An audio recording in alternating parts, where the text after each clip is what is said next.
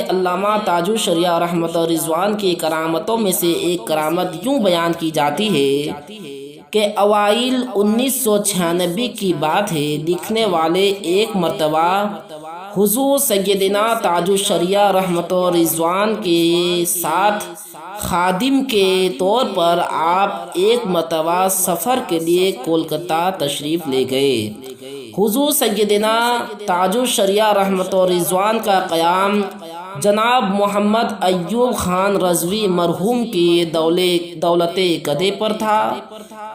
آپ وہاں پر 2 دن قیام فرمائے اور مختلف جگہوں پر آپ نے اجلاس فرمایا اور دعوت و تبلیغ کے پروگرام میں آپ نے شرکت بھی فرمائی۔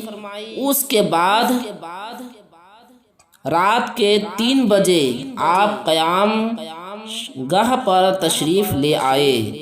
رات کے 3 بجے آپ قیام گاہ پر تشریف لے آئے۔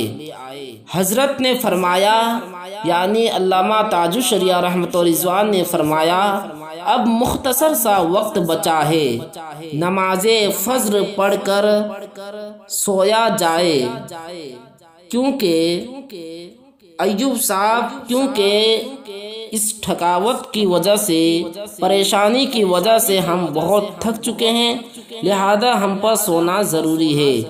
اسی دوران میں حضرت ایوب صاحب چائے لے کر کے حاضر ہوئے۔ اسی وقفہ میں حضرت نے مجھے کچھ لکھنے کا حکم فرمایا۔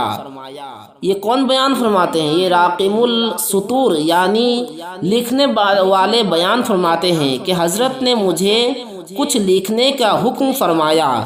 میں وہ مراسلہ تیار کیا۔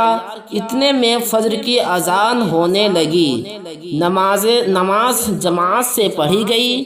پھر مسلسل سفر کی تھکاوٹ کی وجہ سے نیند فوراً ہی آ گئی۔ 11 بجے بیدار ہوئے، پھر چلنے کی تیاری ہونے لگی۔ شام کو 4 بجے کی فلائٹ دمدم ایئرپورٹ سے دہلی کے لیے تھی۔ ناشتہ اور کھانا ایک ساتھ کیا۔ نماز ظہر گھر میں ادا ہوئی۔ رات ہی میں فلائٹ کے 2 ٹکٹ ایوب مرحوم نے لا کر مجھے دیے تھے۔ 2 ٹکٹ میں نے حضرت کے تکیہ کے نیچے رکھ دیے تھے، اس خیال سے کہ چلتے وقت صدری کی جیب میں رکھ دوں گا، مگر میں بھول گیا۔ ایئرپورٹ چلنے کی تیاری ہونے لگی۔ حضرت اپنی صدری مجھے عنایت فرماتے ہوئے کہا، اس کو تم پہن لو۔ میں نے حضرت کی صدری پہن لی اور اکثر دوران سفر حضرت کی صدری میں پہن لیا کرتا تھا۔ حضرت بہت کم صدری پہنتے تھے، مگر صدری ساتھ میں وہ ضرور رکھتے تھے۔ اس کی وجہ یہ تھی کہ اس میں ضروری کاغذات، پاسپورٹ، ٹکٹ، قلم اور دوا وغیرہ رکھے جاتے تھے۔ جب ایئرپورٹ کے لیے چلنے لگے تو حضرت نے فرمایا کہ سب سامان رکھ دیا ہے؟ میں نے عرض کیا، حضور سارا سامان رکھ لیا ہے۔ حضرت مطمئن ہوئے۔ گاڑی میں بیٹھے کچھ ہی دور چلے تھے کہ پھر فرمایا حضرت نے کہ سامان چیک کر لیا ہے؟ میں نے پھر وہی جواب عنایت فرمایا، وہی جواب میں نے دیا کہ ہاں میں نے سامان رکھ دیا ہے، چیک کر لیا ہے۔ جب پھر ایئرپورٹ کے قریب پہنچے تو حضرت نے فرمایا کہ ایک سامان چیک کیا ہے؟ میں نے عرض کیا کہ حضور ہاں۔ پھر فرمایا ٹکٹ کہاں ہے؟ بس اتنا کہنا تھا کہ فوراً مجھے یاد آیا کہ ٹکٹ تو تکیہ کے نیچے ہی رہ گئی۔ صدری کے چاروں جیب چیک کیے، مگر ٹکٹ میں نے پایا ہی نہیں، اس لیے کہ میں اس میں رکھا ہی نہیں تھا تو پاؤں گا کیسے؟ وہ ٹکٹ میں بھول گیا تھا۔ دمدم ایئرپورٹ بالکل قریب ہی تھا۔ پلین کا وقت صرف آدھا گھنٹہ بچا ہوا تھا، پلین کا وقت صرف آدھا گھنٹہ بچا تھا۔ میں فوراً ایوب رضوی کے ساتھ گھر واپس آیا، یہ وقت بہت ہی کم تھا۔ گھر گیا 1 گھنٹہ لگا۔ ادھر لوگ حضرت سے پلین کے تاخیر ہو جانے کی، پلین کے تاخیر سے اڑنے کے لیے دعا کرنے لگے۔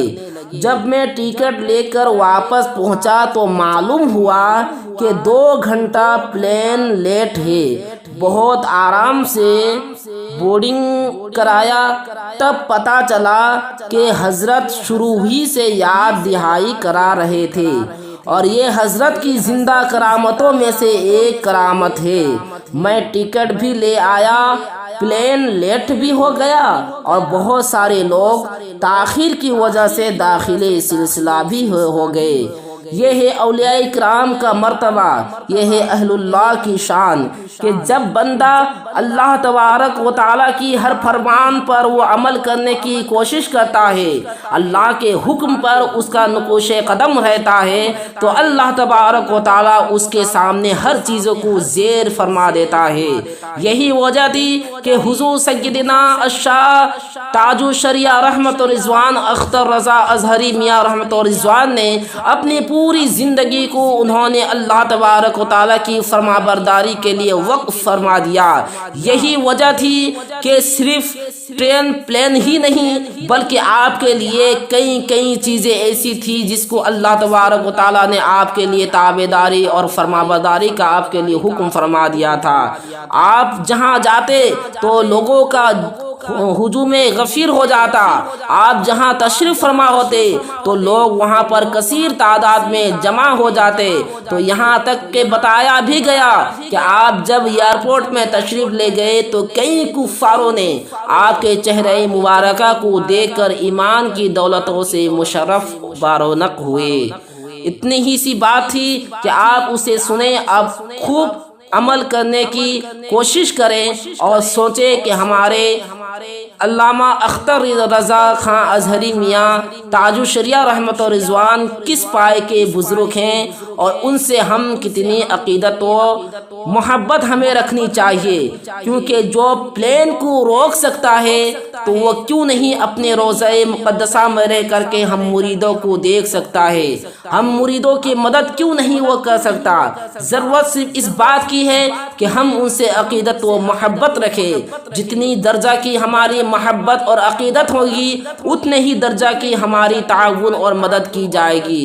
بس اتنا کہتے ہوئے ہم آپ کو ہمارا کام تھا کہ ہم نے آپ کو پہنچا دیا۔ وما علینا الا البلاغ۔ السلام علیکم۔